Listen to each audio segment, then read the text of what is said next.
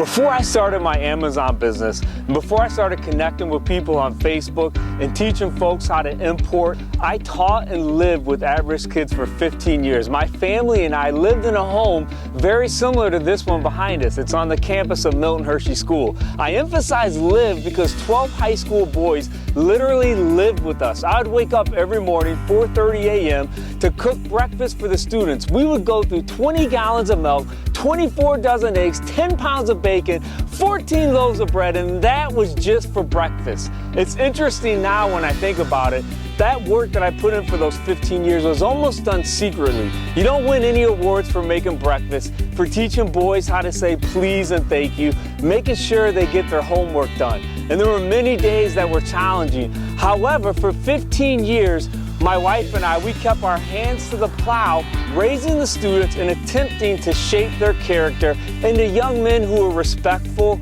and honest. That 15 years behind the scenes work is actually what has shaped me and helped me build my Amazon business today.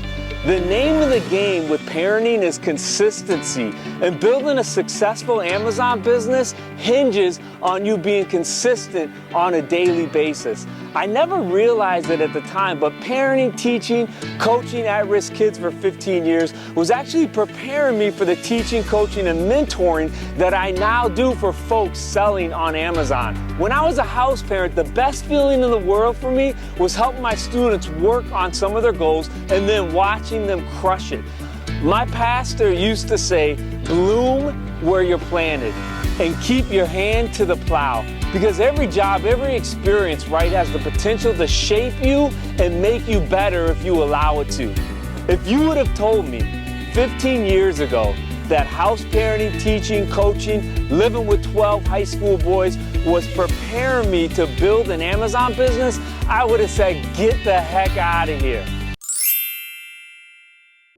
What can you do in 2016 if you believe?